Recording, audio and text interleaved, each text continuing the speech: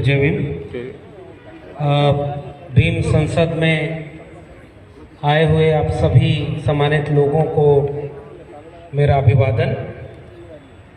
सम्मानित मंच और इस संसद में देश के कोने कोने से आए हुए आप सभी लोगों को जो ये पॉइंट्स दिए गए हैं, मैं केवल समर्थन में यहाँ अपनी बात रखूँगा कि ये जितने 22 बिंदु हैं, मैंने सरसरी तौर पर इसे पढ़ा और इसके साथ जो भीम संसद का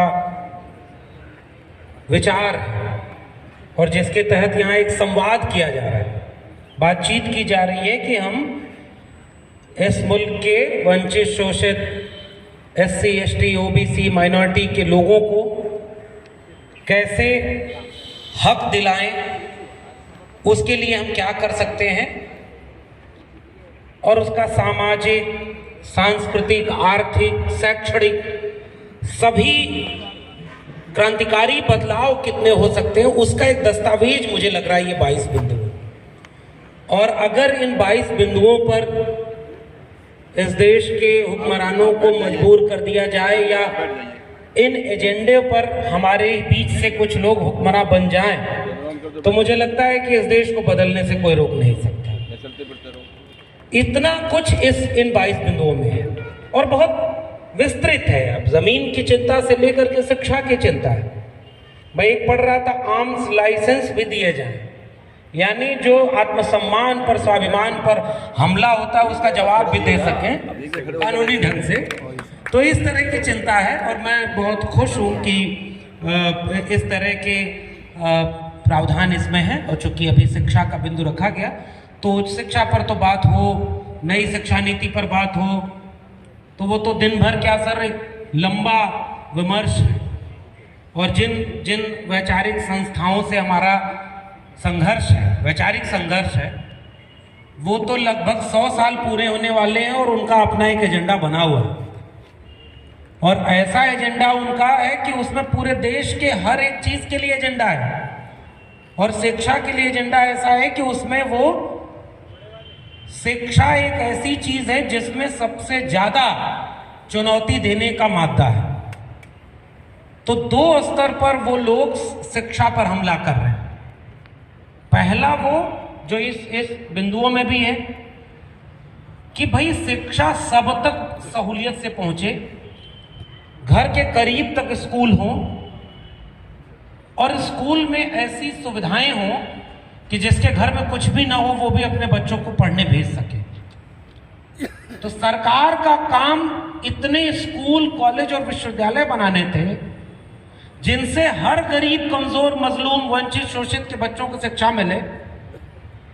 और जब सरकार का काम स्कूल, कॉलेज, विश्वविद्यालय बनाना था और अब ऐसे वक्त में रहे हो जहां सरकार केवल शौचालय और देवालय बनवा रही है, नई शिक्षा नीति पर वो प्रावधान कर रही है कि 3000 से कम विद्यार्थी जिन भी स्कूलों और डिग्री कॉलेजेस में वो संख्या ज्यादा है, तो जहां वो स्कूलों में विद्यार्थी कम होंगे हम उस स्कूलों को बंद करेंगे और न्यू एजुकेशन पॉलिसी में क्लोजर और मर्जर की पॉलिसी लाएंगे।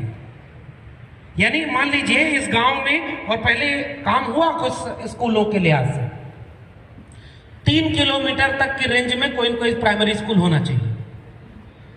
अब ये कह रहे हैं कि अगर वो 3 किलोमीटर के पास वाले अगर स्कूल में विद्यार्थी पूरे नहीं है तो इस स्कूल को दूसरे स्कूल के साथ मर्ज कर दिया जाएगा, क्लोज मर्ज कर दिया जाएगा। यानी अगर विद्यार्थी कम है तो इस स्कूल की बजाय वो उस स्कूल में पढ़ाई होगी। 2 या 3 स्कूल मिला करके अगर उनका 3000 का नंबर पूरा होगा तब वो एक स्कूल चलेगा। तो मर्जर की पॉलिसी है। और दूसरी तरफ नई शिक्षा नीति क्लोजर की पॉलिसी ले आई है कि मान लीजिए अगर बहुत दूर तक कई स्कूल मिला करके भी पूरे नहीं हुए तो उन स्कूलों को क्लोज कर दिया जाए। तो ये क्लोजर और मर्जर की पॉलिसी स्कूल पर लागू हो रही है। अब जैसे एक आंकड़ा मैं देता हूं नई शिक्षा नीति के तहत, अगले 20 साल में इस देश में जो अब तक 45,000 सरकारी डिग्री कॉलेज हैं उन्हें कम करके 15,000 पर लाना है, ये उसका ध्येय है। यानी एक देश जब आगे बढ़ता है, अपनी आजादी का अमृत महोत्सव मना रहा है, हर घर तिरंगा, हर हाथ तिरंगा, जाने क्या क्या कर रहा है, उस देश को तो ये चिंता होनी चाहिए कि क्या हर बच्चे की पहुंच तक स्कूल खुला कि नहीं, और अगर खुला है तो उसमें और ऐसी कौन सी सुविधाएं दी जाएं, शिक्षक दिए जाएं, इमारत बच्चे पढ़ रहे हो तो इमारत न गिर जाए।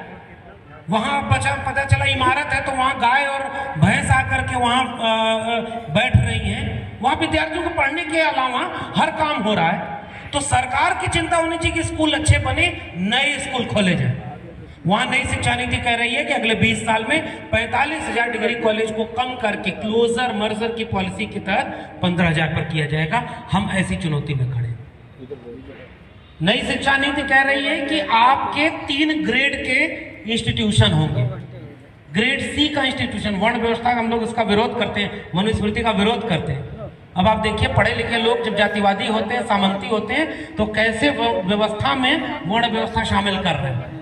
विश्वविद्यालय भी 3 प्रकार के होंगे, उच्च शिक्षा 3 प्रकार की होगी। पहली ग्रेड सी की होगी, जो निम्न स्तर की होगी, उसका सारा पैसा सरकार देगी और उसमें गरीब, कमजोर, मजलूम के बच्चे पढ़ेंगे। तो सरकार पैसा देगी, तो आप इसका जो प्रावधान है ना, मैं इसमें कुछ चीजें जोड़ दूं सर, कि देखिए इसमें आपने कहा फेलोशिप दी जाए, और मैं कह रहा हूं कि पिछले 8 साल का आंकड़ा निकाल कर अगर आप देखेंगे तो जो पहले से फेलोशिप मिल रही थी वो फेलोशिप बंद हो गई है या तो कम कर दी गई है। SC, ST, OBC, माइनॉरिटी चारों को जो फेलोशिप मिलती थी और उस फेलोशिप को कम कर दिया गया, बंद कर दिया गया। और पता है हमारे अनुज लोग जब शोध करने पहुंचे, वो जब जाते हैं कि फेलोशिप आई नहीं, तो कहते हैं सरकार के पास पैसा नहीं है, 6 महीने से फेलोशिप नहीं आई है। तो जहां नई फेलोशिप देनी चाहिए थी, हम लोग फेलोशिप ना होती तो यहां तक पहुंच ही नहीं पाते। घर में तो पैसा ही नहीं होता है कि वो हायर एजुकेशन के लिए भेज सके। तो जब एक फेलोशिप आती है तो केवल एक बच्चा नहीं पढ़ता, वो 2-4 भाई बहनों को भी पढ़ा लेता है। कोई अगर घर की लड़की है तो वो 2-3 बहनों को अपने घर में पैसा देकर के पूरी अर्थव्यवस्था बदलती है। और पढ़ाई केवल ये नहीं है, हमारे यहाँ तो हिंदी में कविता लिखी गई कि भूखे भजन न होए गोपाला, ले लो अपना कंठी माला। तो हम लोग तो भजन की बात नहीं कर रहे, पढ़ाई की बात कर रहे हैं। हमारे यहाँ ये दिक्कत है कि अगर पेट में अन्न नहीं है तो पढ़ाई भी नहीं होगी।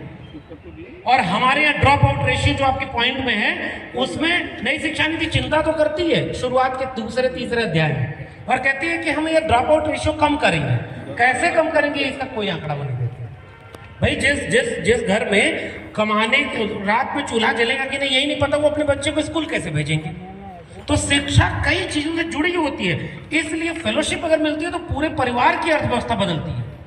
और वो चिंता आपके पॉइंट में भी है, मैं इसका समर्थन करता हूं। तो नई फेलोशिप क्या देंगे ये लोग, हम तो ये बात कहें, जो था पहले क्या होता था ना, हम लोग मांग करने जाते हैं, जैसे ये 22 पॉइंट मांग है, मंडल कमीशन की चालू संस्थाएं हैं जिसमें 2 लागू या 38 मांग है कि अगर ये लागू हो जाए तो ये देश बदल जाएगा। तो जो लागू हैं हम वही नहीं बचा पा रहे हैं, नया लागू क्या कराएंगे, ये मेरा थोड़ा आलोचना है। जो लागू है ऑलरेडी, जैसे स्कूल बंद हो रहे हैं, नई शिक्षा नीति कह रही है स्कूल बंद किए जाएंगे, फेलोशिप बंद की जाएगी। डॉक्टर अंबेडकर के नाम पर जो फेलोशिप हो रही है, डॉक्टर अंबेडकर के नाम पर जो इंटरनेशनल जो बिल्डिंग बनी हुई है, वहां जाकर देखिए कौन लोग बैठे हुए, किसको फेलोशिप दे रहे हैं। वहां सारे वो लोग बैठे हुए जिनके खिलाफ ये वैचारिक संघर्ष था। तो शिक्षा पर सबसे ज्यादा हमला ये किया जा रहा है। क्लोजर मर्जर ग्रेड सी में उनके घरों के बच्चे पढ़ेंगे, उसका पैसा सरकार देगी, लेकिन वहां न शिक्षक होंगे न उसको फंड मिलेगा। ग्रेड बी के इंस्टीट्यूशन वो होंगे semi government, semi public, semi private. आधा पैसा सरकार देगी और आधा इंस्टीट्यूशन खुद जनरेट करेगा। तो जैसे ही इंस्टीट्यूशन के ऊपर ये बर्डन आता है कि आप अपना पैसा जनरेट करिए, तो एक एजुकेशनल इंस्टीट्यूशन के पास पैसा जनरेट करने का माध्यम क्या है, बच्चों की फीस। और जब बच्चों की फीस से पैसा जनरेट होगा तो जो ग्रेड सी में फीस होगी 100 रुपया मान लीजिए, तो ग्रेड बी के इंस्टीट्यूशन में फीस होगी 10,000, क्योंकि वो 50-50 मोड पर है।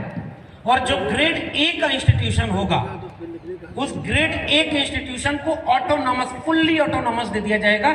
यानी आप डिसीजन मेकिंग में भी ऑटोनॉमस होंगे और आप फाइनेंशियली भी ऑटोनॉमस हो जाएंगे। और इसका मतलब क्या है, आप सारा पैसा खुद जनरेट करिए। और जब ग्रेड ए यानी टॉप की यूनिवर्सिटीज होंगी, तो सारा पैसा खुद जनरेट करना होगा, तो उस ग्रेड ए के इंस्टीट्यूशन की फीस क्या 10 लाख नहीं होगी? जब सारा पैसा वहां खर्च करना है, तो ये है विश्वविद्यालयों की नई वर्ण व्यवस्था जो नई शिक्षा नीति के जरिए इस देश पर लागू कर दी गई है। और ये अभी दिखेगा नहीं, शिक्षा पर बाबा साहब से लेकर के पूरा सामाजिक न्याय का संघर्ष है, शिक्षा का संघर्ष है।